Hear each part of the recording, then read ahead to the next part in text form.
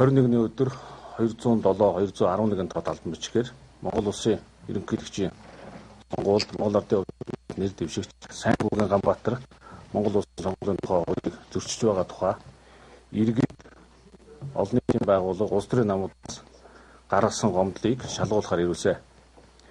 Үүний хүрээнд цагдаагийн байгууллага нэр дэвшигч Ис Ганбаатараас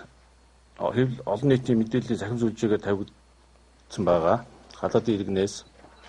хандив авч байгаа бичлэгийг шалгасан. За шалгалтын хүрээнд цагдаагийн байгууллага Монгол Ардын Улс намаас ерөнхийлөгчийн сонгуульд нэр дэвшигч Ис Ганбаатараас энэ талаар тайлбар авахаар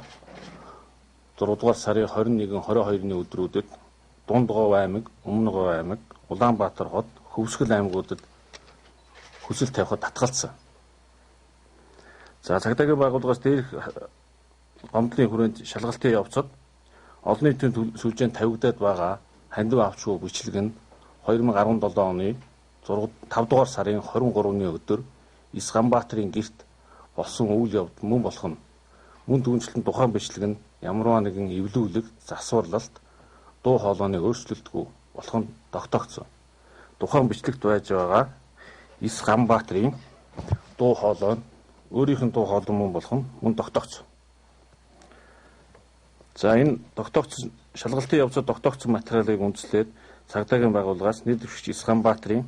орсон сууж байгаа нутаг дэвсгэрийн шүүх буюу Баян Зүрх дүүргийн шүүхэд түүнийг сонгуулийн тухай хууль тогтоомж зөрчсөн эсхийг тогтоолохоор 2017 оны 6 дугаар сарын 22-ны өдөр өнөөдөр аль биесээр шилжүүлсэн байна.